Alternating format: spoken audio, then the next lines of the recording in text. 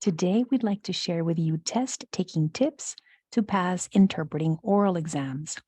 We are very excited to have an incredible passing rate with our programs, and we've witnessed many students cross the finish line, and we want to help you to implement the strategies and tools that help them to be successful.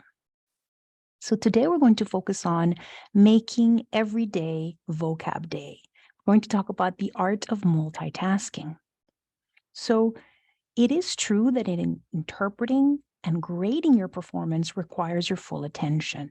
So you should be doing these activities at least 3 times per week. You should be sitting down, focusing exclusively on interpreting, grading your interpretation. That means you're going to record yourself and then listen to yourself while you compare it to the transcript. And this is going to require your full attention. You're not going to be able to do anything else while you do these activities. However, drilling vocabulary does allow you to multitask. You can drill the vocab while you're doing something else. So if you're waiting for your transportation to commute, or if it's cleaning, doing home chores, exercising, making dinner, walking your dog, all of these chores allow you to use our audio drills on the go. We have awesome audio drills that allow you to have English, Spanish chord vocabulary and immerse yourself in an audio experience where you can interpret full phrases, see the vocabulary in context, and be very active in the process of learning while you're doing something else. That allows you to make very efficient use of your time. We do urge you to carry your materials or your devices with you at all times so you can squeeze in study time any chance you get. We have an app that has interpreting practices, evaluation technology, vocabulary drills, and all of this can be available in your iPad or in your smartphone. So it is very easy for you to carry your material, and any opportunity that opens up that where you can multitask, you can listen to your audio and you can drill your vocabulary. So you should be able to study vocabulary 6 days a week and then rest at least once a week. We do recommend that you disconnect at least 1 day of the week.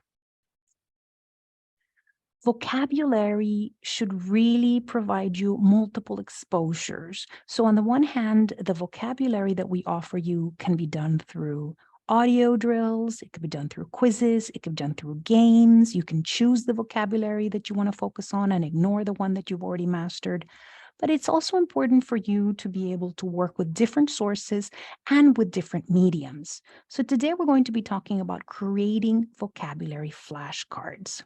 You can work with illustrations in a bilingual dictionary to learn, for example, anatomy or ballistics or any type of subject that you like that requires illustrations. Or you can use any page in a bilingual dictionary to apply this technique. Let's look at some examples. So here we have an illustration of the parts of the body, different internal organs, both in English and in Spanish.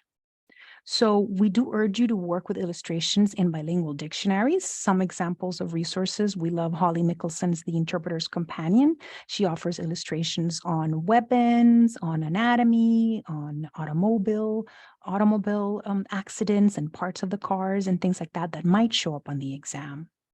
So basically what you do is you would take that illustration and you would take a photo of it, of the full illustration that you want to learn, or if you want to divide it up into parts because it contains a lot of vocabulary at once, you might do that. Here we've taken half of an illustration and we're focused on the right half. Again, it could be on weapons, automotive, anatomy, anything that you think might come up in the test. And what you're going to do is you're going to study those terms in your illustration. So if you take a picture on your smartphone, you should have the material to study any chance you get during wait time, if you are waiting for your case to begin, or during lunchtime. And you're going to create study cards with these photos. So then the next step is you're going to edit your photo. You're going to go to the photo and you're going to go to editing, and you're going to choose the black marker to highlight the terms in one language. So after you're done with this, the terms are only exposed in one language, in the source language, but the target language is going to be crossed out because we've chosen the black color to highlight it. So it's just going to block out one language. And then you're going to save this as a new photo, and you're going to use this new photo to interpret. So in this case, when we see the word cerebro, we would say brain. When we see the word ganglios linfáticos, we would say lymph nodes. When we see the word vejiga urinaria, we would say urinary bladder. So we would choose this photo that we've saved to study. And then you're going to go back to the original photo to check out how well you did, to see if you were able to accurately interpret the terms. And you're going to repeat that until you achieve perfection. And then you're going to go the other way around because you never know if these terms are going to show up in English or in Spanish or which language they're going to work. And of course, this works with other language combinations. So whichever language you exposed now, you're going to go back to the original picture and you're going to go ahead and edit again. And you're going to cross out the other language and you're going to save it as a new photo and you're going to use this to interpret. So in this case, we would go from lymph nodes to ganglios linfáticos. We would go from urinary bladder to vejiga. We would go from spleen to vaso. So this is the way it would work in the opposite direction. And another way to work with your vocabulary is with our interpreting practices. We have what's called a target practice, which allows you to zone in on specific words. So once you've drilled our vocabulary with our audio practices, once you've done games and quizzes, you might want to go to the target practice to just focus on those terms that you're having difficulty with.